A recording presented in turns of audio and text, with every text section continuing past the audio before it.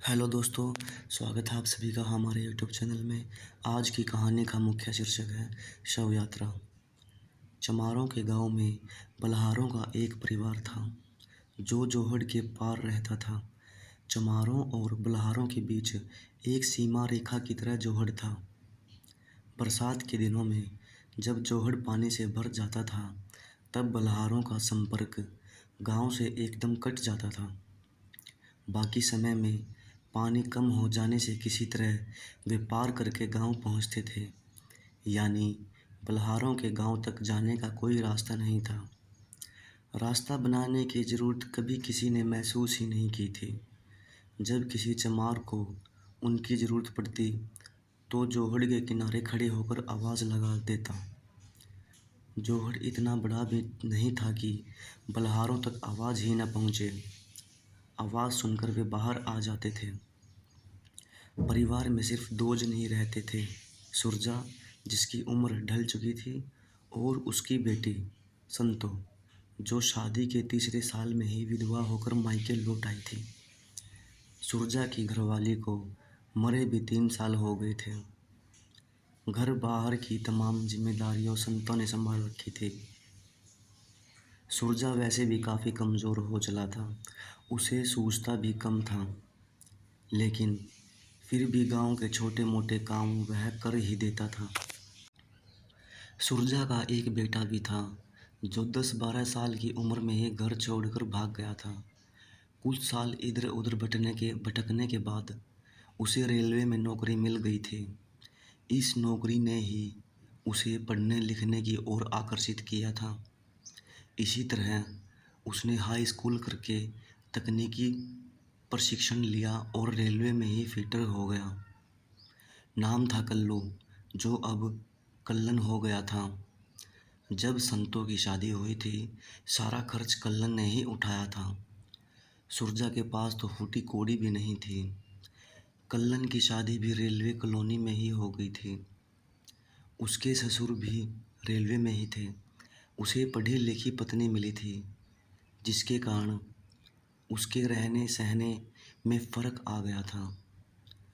उसके जीवन का ढर्रा ही बदल गया था।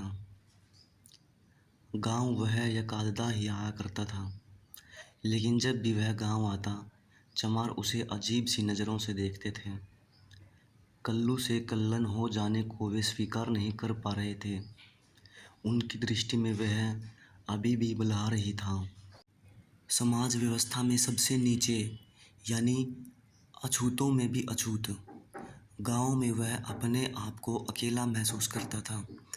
परिवार के बाहर एक भी ऐसा व्यक्ति नहीं था जिससे वह दो घड़ियाँ बतिया सके। गांव के पढ़े लिखे लोग भी उससे कटे कटे रहते थे। आखिर वह था तो बलहार ही, जोहड़ पार रहने वाला। गांव वाले उसे कल्लू बलहार ही कहकर बुलाते थे। उसे यह संबोध अच्छा नहीं लगता था।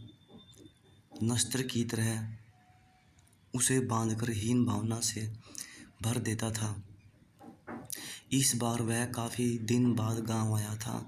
उसने आते ही सुरजा से कहा, बापू मेरे साथ दिल्ली चलो, सरकारी मकान में सब एक साथ रह लेंगे।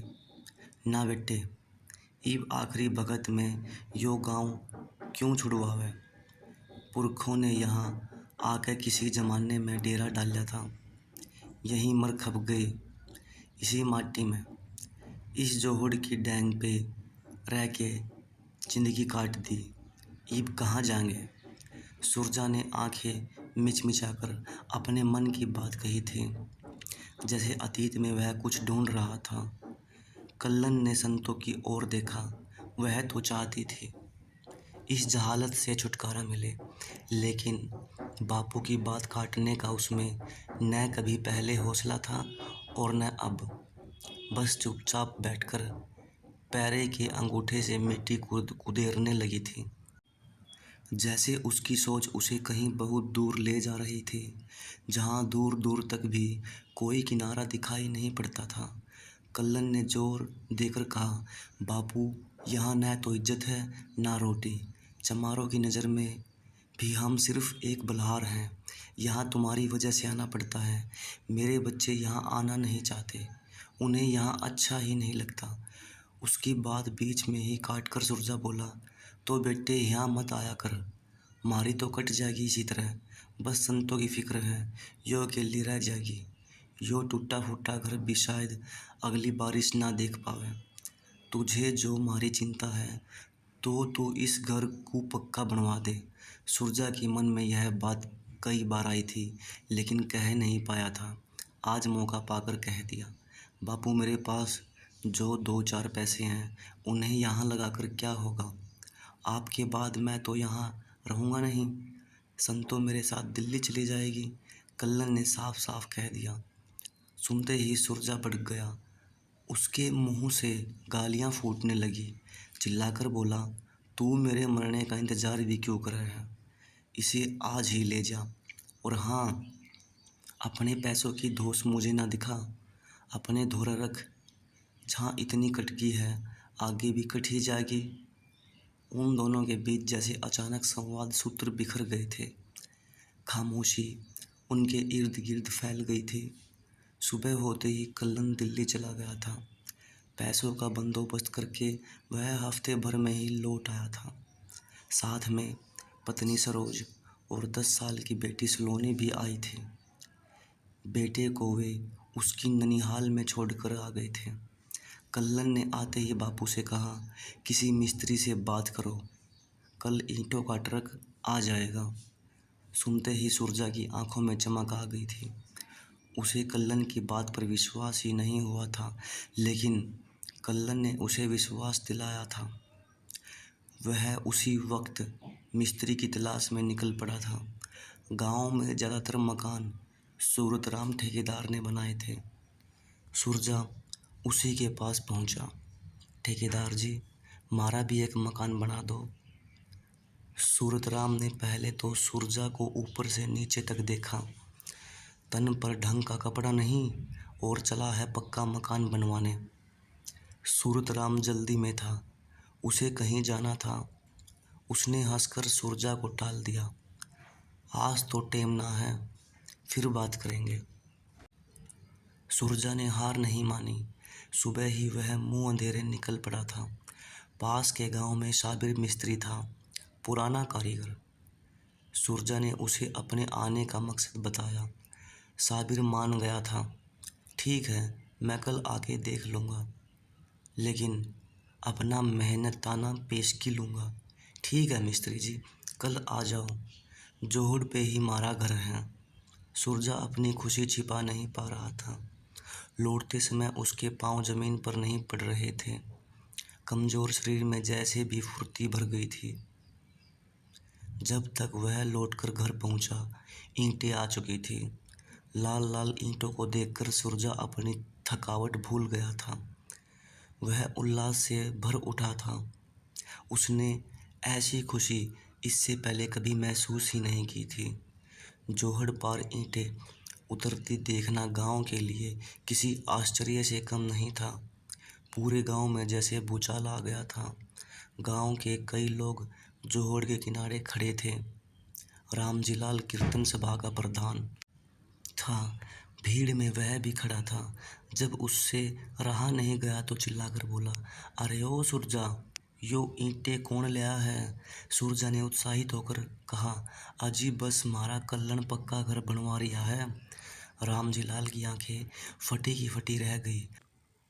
अपने भीतर उठते ईर्ष्या द्वेष को दबाकर उसने कहा, यो तो चोखी बात है सुरजा, पर पक्का मकान बनवाने से पहले प्रधान जी से तो पूछ लिया था या नहीं? रामजीलाल की बात तीर की तरह सुरजा के सीने में उतर गई। उसे लगा जैसे कोई सुदखोर साहूकार सामने खड़ा धमकी दे रहा है। गुस्से पर काबू पाने का असफल प्रयास करते हुए सुरजा गुर्राया, प्रधान से क्या पूछना, फिर भी पूछ तो लेना चाहिए था। कहकर रामजीलाल तो चला गया, लेकिन सुरजा को संशय में डाल गया था। रामजीलाल सीधा प्रधान के पास पहुंचा। जोहड़ पार के हालात नमक मिर्च लगाकर उसने प्रधान बलराम सिंह के सामने रखे।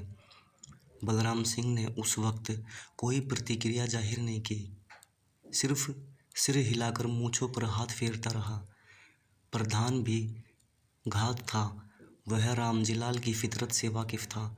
उसके चले जाने के बाद वह कुछ गमगीन सा हो गया था। सुरजा बलहार पक्का मकान बनवा रहा है, यह बात उसे बेचैन करने के लिए काफ़ी थी। वैसे भी सुरजा गांव के लिए अब उतना उपयोगी नहीं था। यह खबर पूरे गांव में फैल गई। जोहड़ पार बलहारों का पक्का मकान बन रहा है, रेलवे की कमाई है, ईंटों का ट्रक आ गया है, सीमेंट, रेत, बजरी, सरिये आ रहे हैं। बात फैलते फैलते इतनी फैल गई कि मकान नहीं, गांव की छाती पर हवेली बनेगी। खिड़की दरवाज़ों के लिए सागौन की लकड़ी आ रही है। सुना है रंगीन संगमरमर के टाइल भी आ रहे हैं। जितने मुंह उतनी बातें।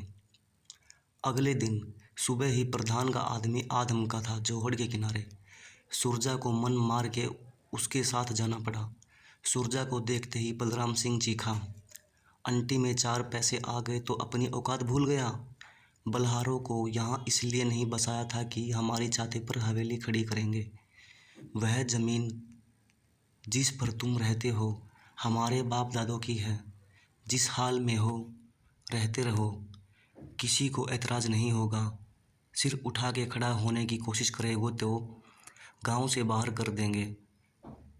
बलराम सिंह का एक एक शब्द बुझे तीर की तरह सुरजा के जिस्म को छलनी छलनी कर गया था। सुरजा की आंखों के सामने जिंदगी के खट्टे मीठे दिन नाचने लगे, जैसे कल ही की बात हो। क्या नहीं किया सुरजा ने इस गांव के लिए। और बलराम चुनाव के दिनों में एक एक वोट के लिए कैसे मिन्नतें करता था। तब सुरजा बलहार नहीं, सुरजा ताऊ हो जाता था।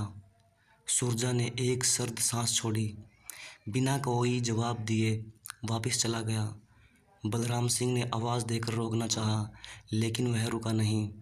बलराम सिंह की चीख अब गालियों में बदल गई, जो बाहर तक सुनाई पड़ रही थी। घर पहुंचते ही सुरजा ने कल्लन से कहा, तू सच कहवे था कल्लू, यो गांव रहने लायक ना है। उसकी लंबी मूछें गुस्से में फड़फड़ा रही थी, आंखों के कोर भीगे हुए थे। बापू, अभी भी कुछ नहीं बिगड़ा। ये ईंटें तो कोई भी खरीद लेगा, ये मकान बनने नहीं देंगे। कल्लन ने सुरजा को समझाने की कोशिश की, लेकिन सुरजा ने भी जिद पकड़ ली थी। वह झुकेगा नहीं, जो होगा देखा जाएगा। उसने मन ही मन दोहराया, ना बेटे, मकान तो ही बनकर रहेगा। जान दे दूंगा, पर यो गांव छोड़ कर ना जाऊंगा। सुरजा ने गहरे आत्मविश्वास से कहा। कल्लन अजीब सी दुविधा में फंस गया था। भावावेश में आकर वह ईंटें तो ले आया था, पर गांव के हालात देखकर उसे डर लग रहा था। कहीं कोई बावेला ना खड़ा हो। पत्नी सरोज और बेटी सलोनी साथ आ गए थे, लेकिन सलोनी को यहाँ आते ही बुखार हो गया था। सरोज के पास दो चार गोलियाँ थी, वे दे दी थी सलोनी को, लेकिन बुखार कम नहीं हुआ था। सलोनी का मन घबरा रहा था। वह लगातार कल्लन से जाने की जिद कर रही थी। बेकार यहाँ मकान पर पैसा लगा रहे हो। संतो हमारे संग रहेगी, बापू को समझाओ। लेकिन कल्लन सुरजा को समझाने में असमर्थ था। उसने सरोज से कहा, अब आखिरी वक्त में बापू का जी दुखाना क्या ठीक रहेगा। सरोज चुप हो गई। सुरजा ने रात भर जाकर ईंटों की रखवाली की थी, एक पल के लिए भी आंखें नहीं झपकी थी। सुबह होते ही वह साबिर मिस्त्री को बुलाने चल दिया था। सुरजा को डर था, कहीं कोई उसे उल्टी सीधी पट्टी न पढ़ा दे। उसे अब किसी पर भी विश्वास नहीं था। सलोनी का बुखार कम नहीं हो रहा था। सरोज ने कल्लन से किसी डॉक्टर को बुलाने के लिए कहा। गांव भर में सिर्फ एक डॉक्टर था। कल्लन उसे ही बुलाने के लिए चल दिया। कल्लन को देखते ही डॉक्टर ने मना कर दिया। सामान्य पूछताछ करके कुछ गोलियां पुड़िया में बांधकर दे दी। कल्लन ने बहुत मिन्नतें की, डॉक्टर साहब एक बार चल के तो देख लो। डॉक्टर टस से मस नहीं हुआ। कल्लन ने कहा, मरीज को यहीं आपके क्लिनिक में लेकर आ जाता हूँ। नहीं, यहाँ मत लाना, कल से मेरी दुकान ही बंद हो जाएगी। यह मत भूलो तुम बलहार हो, डॉक्टर ने साफ साफ चेतावनी दी। ये दवा उसे खिला दो, ठीक हो जाएगी। कल्लन निराश लौट आया था। डॉक्टर ने जो गोलियां दी थी वे भी असरहीन थी। बुखार से बदन तप रहा था। तेज बुखार के कारण वह लगातार बड़बड़ा रही थी। संतो उसकी सेवा टहल में लगी थी, 1 मिनट के लिए भी वहाँ से नहीं हटी थी। सरोज की चिंता बढ़ रही थी। उसके मन में तरह तरह की शंकाएं उठ रही थी। सुरजा सुबह का गया, दोपहर बाद लौटा था, थका हारा, हताशा। उसे इस हाल में देखकर कल्लन ने पूछा, क्या हुआ बापू? सुरजा ने निढाल स्वर में कहा, होना क्या था? मिस्त्री कहीं दूर रिश्तेदारी में गया है, 10-15 दिन बाद आवेगा। बेटे मुझे ना लगे ईब हुआ आवेगा। सुरजा ने अपने मन की हताशा जाहिर की। क्यों बापू? हम तो उसकी मेहनत का पैसा उसे पेशगी दे रहे थे, फिर भी वह मुकर गया। कल्लन ने ताज्जुब जाहिर किया। गांव के ही किसी ने उसे रोका होगा। साबिर ऐसा आदमी ना है, वह भी इनसे डर गया दिखे। सुरजा ने गहरे अवसाद में डूबकर कहा। दोनों गहरी चिंता में डूब गए थे। सलोनी का जी कैसा है? सुरजा ने पूछा।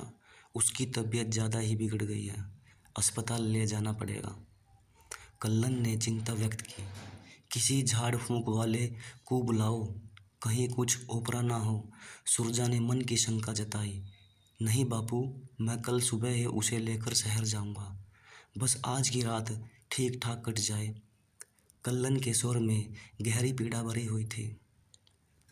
सुरजा ने उसे ढाढ़स बंधाया। पूरी रात जागते हुए कटी थी।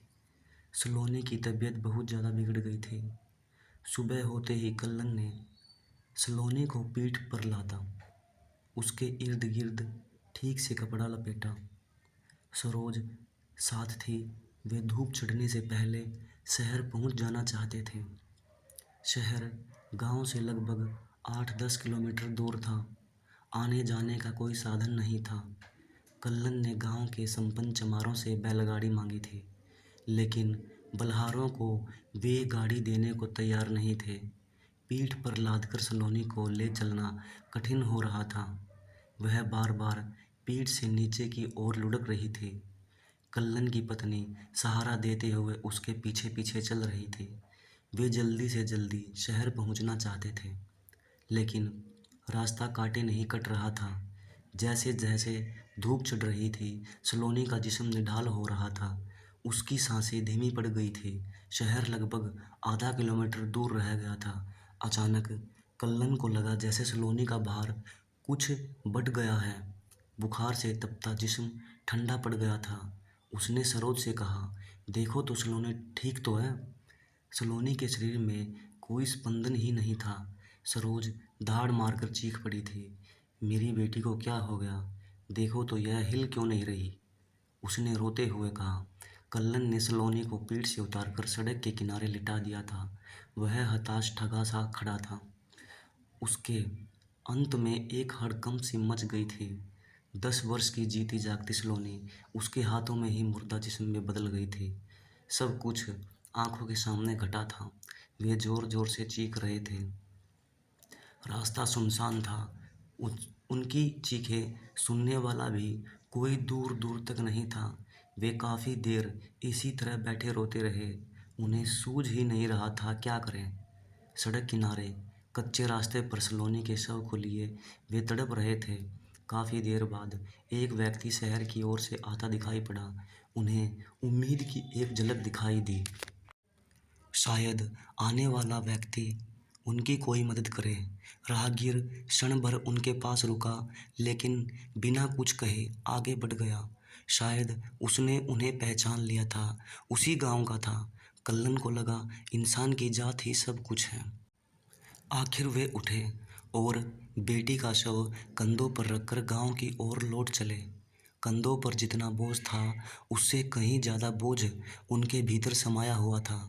सलोनी के बचपन की किलकारियाँ रह रहकर उनकी स्मृतियों में खुलाचे भर रही थी। भारी मन से वे सलोनी का शव उठाए गांव की ओर बढ़ रहे थे। रास्ता जैसे ख़त्म ही नहीं हो रहा था। जितना समय शहर के पास पहुंचने में लगा था, उससे ज़्यादा गांव पहुंचने में लग रहा था। सरोज का हाल बहुत ही चिंताजनक था। वह सिर वह सिर्फ घिसट रही थी। टूट तो कल्लन भी गया था, लेकिन किसी तरह स्वयं को संभाले हुए था। सरोज अधमरी सी हो गई थी। उससे चला नहीं जा रहा था।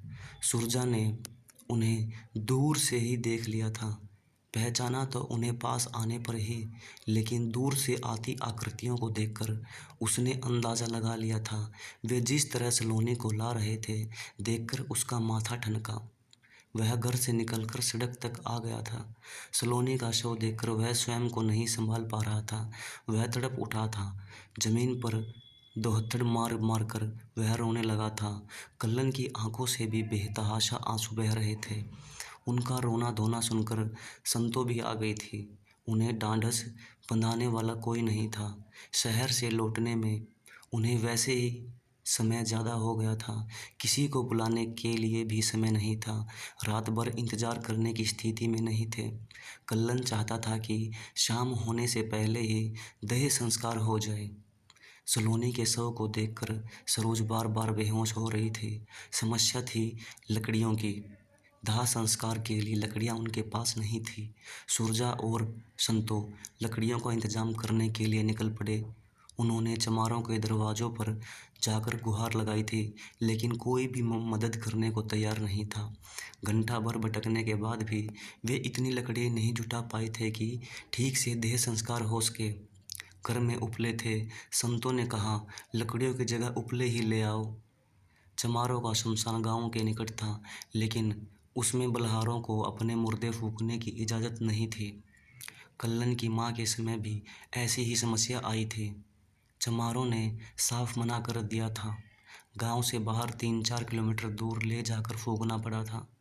इतनी दूर सलोनी के शव को ले जाना, लकड़ी उपले भी ले जाने थे। सुरजा और कल्लन के अलावा कोई नहीं था जो इस कार्य में हाथ बटा सकता था।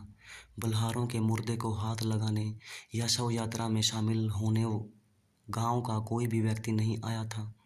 जात उनका रास्ता रोक रही थी। कल्लन ने काफ़ी कोशिश की थी। वह रविदास मंडल, डॉक्टर अंबेडकर युवक सभा के लोगों से जाकर मिला था, लेकिन कोई भी साथ आने को तैयार नहीं था। किसी न किसी बहाने से सब कन्नी काट गए थे। रेलवे कॉलोनी में अंबेडकर जयंती के भाषण उसे याद आने लगे थे। उसने उन तमाम विचारों को झटक दिया था। गहरी वितृष्णा उसके भीतर उठ रही थी। उसे लगा वे तमाम भाषण खोखले और बेहद बनावटी थे। कल्लन ने सुरजा से कहा, बापू और देर मत करो। उन दोनों ने कपड़े में लिपटे सलोनी के शव को उठा लिया। स्त्रियों के शमशान जाने का रिवाज बलहारों में नहीं था, लेकिन संतों और सरोज के लिए इस रिवाज को तोड़ देने के अलावा कोई और रास्ता नहीं बचा था।